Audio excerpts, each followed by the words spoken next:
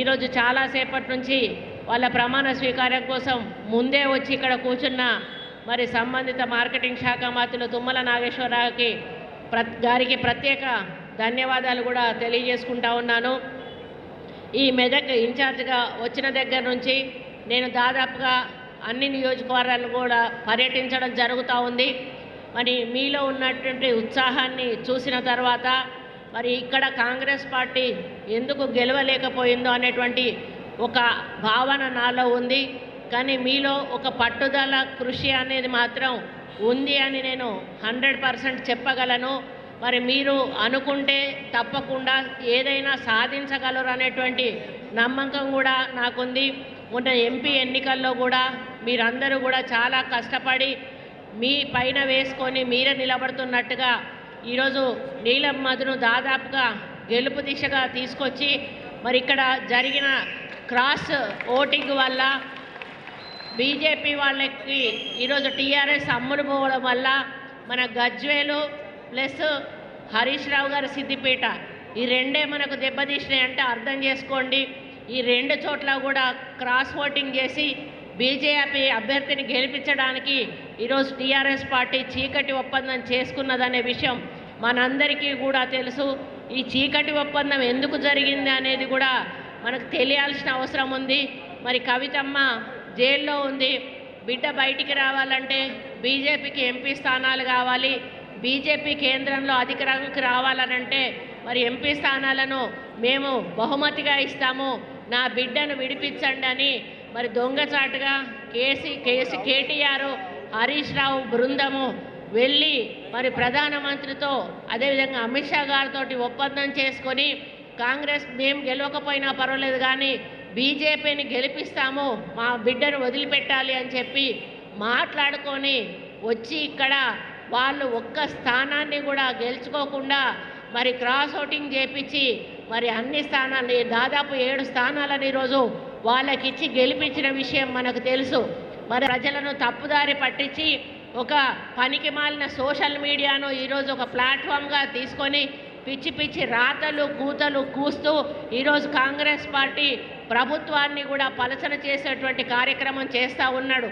ప్రజలేం అమాయకులు కాదు. కేటీఆర్, నువ్వు గతంలో నీ సోషల్ మీడియా ద్వారా ఎన్ని ప్రచారాలు చేసినా కూడా మరి ఈసారి మాకు ఇందిరమ్మ రాజ్యం రావాలి, కాంగ్రెస్ పార్టీ అధికారంలోకి వస్తేనే మరి మేము మనగలుగుతాము, మాకు సంక్షేమాలు అభివృద్ధి కార్యక్రమాలు అందుతాయి, అభివృద్ధి జరుగుతుంది, మంచి వైద్యం అందుతుంది అని ఒక నమ్మకంతో మరి అన్ని రంగాల్లో కూడా తెలంగాణ అభివృద్ధి చెందుతుంది అనేటువంటి నమ్మకంతో ఈరోజు కాంగ్రెస్ పార్టీని మీరు అధికారంలోకి తీసుకొచ్చి మన నాయకుడు రేవంత్ రెడ్డి గారిని ముఖ్యమంత్రిని చేశారు.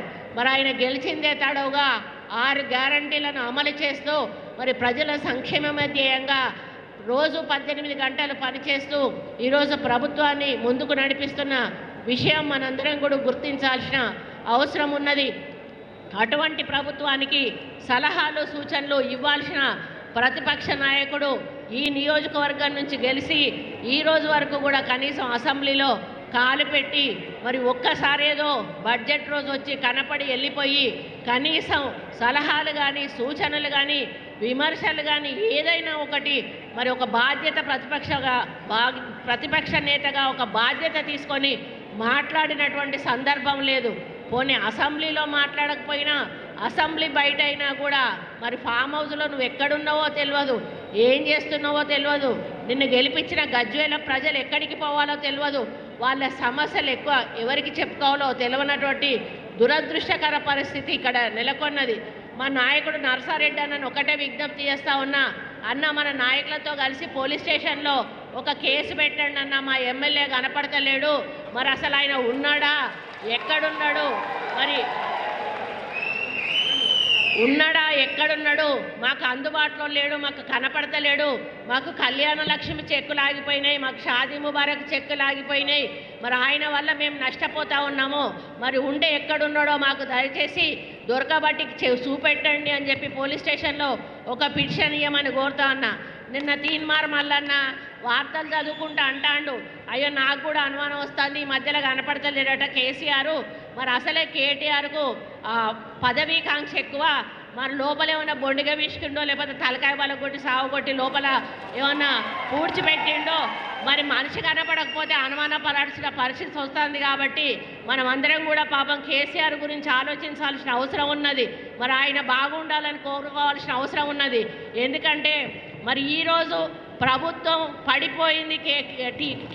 టీఆర్ఎస్ ప్రభుత్వం అంటే దానికి ముఖ్య కారణం కేటీఆర్ని నామమాత్రంగా అక్కడ పెట్టి కేటీఆరే తానే ముఖ్యమంత్రిగా అన్ని పనికిమాలిన నిర్ణయాలు తీసుకొని ప్రజల సొమ్మును దుర్వినియోగం చేసి కోట్లాది రూపాయల కుంభకోణం చేసి ఈరోజు బీఆర్ఎస్ ప్రభుత్వానికి చెడ్డ పేరు తెచ్చి ప్రజల్లో ఈరోజు టీఆర్ఎస్ అంటే కూడా అసహ్యం పుట్టే విధంగా చేసి ఈరోజు ప్రభుత్వం పడిపోవడానికి ముఖ్య కారకుడు కేటీఆర్. మరి నోరు మూసుకొని ఊకోవాలి కదా. ఇప్పటికైనా ఓడిపోయినాం, మేము తప్పు చేసినాం కాబట్టి మమ్మల్ని ఓడగొట్టారు. ఒక 5 సంవత్సరాల కాలం మరి అధికారం చేస్తున్న కాంగ్రెస్ పార్టీని వాళ్ళ పని వాళ్ళని చేసుకొనియాలి. 5 ఏళ్ల తర్వాత వాళ్ళు ఏం చేశారో ఏం చేయలేదు అప్పుడు ప్రజల ముందుకెళ్ళి ఓట్లు అడుగుదామనేటువంటి సోవి కూడా లేకుండా మనం గెలిచిన తెల్లారి నుంచే మన మీద విష ప్రచారం చేయడం ప్రారంభం చేసిండు.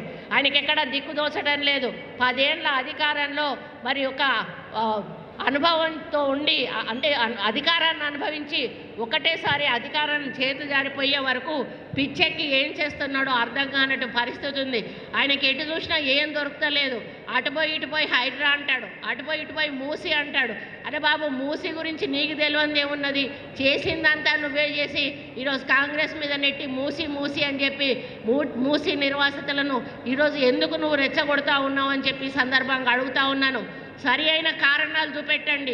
ప్రభుత్వం ఏదైనా పని చేయకపోతే ఈ పని చెయ్యట్లేదు, ఇది చేసే అవకాశం ఉన్నది, ప్రజలకు మేలు జరుగుతుంది అని సూచనలు ఇవ్వండి.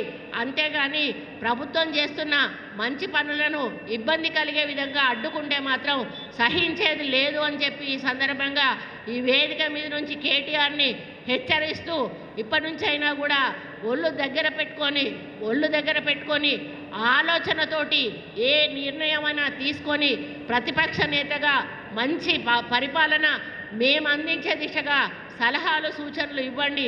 అంతేగాని ప్రభుత్వ చర్యలకు పనులకు అడ్డుపడితే మాత్రం ప్రజలు ఊరుకోరు అని చెప్పి హెచ్చరిస్తూ మరి నూతనంగా ఈరోజు ప్రమాణ స్వీకారం చేస్తున్నటువంటి మార్కెట్ కమిటీ చైర్మన్ గారికి సభ్యులందరికీ కూడా శుభాకాంక్షలు తెలియజేస్తూ మీ కాలంలో ఈ మార్కెట్లో మరి ఇక్కడికి వచ్చే రైతుల సమస్యలు కానీ మన రైతు అంటే కూలీలకు చెందినటువంటి సమస్యలు కానీ ఏ ఉన్నా కూడా మరి దీనికి సంబంధించినటువంటి తుమ్మల నాగేశ్వరరావు అన్న మెంటాలిటీ నాకు బాగా తెలుసు. ఆయన ఏదైనా కూడా తనది అన్నట్టే తన సొంతం అన్నట్టుగానే చేస్తారు. ఈరోజు ఆయన డిపార్ట్మెంట్ మీద ఆయనకున్న పట్టు ఎవరికి కూడా ఉండదు. గతంలో కూడా. Hi everybody, this is Kiriti Damaraju. Like, share and subscribe to Saira TV. Oh Sye Raa.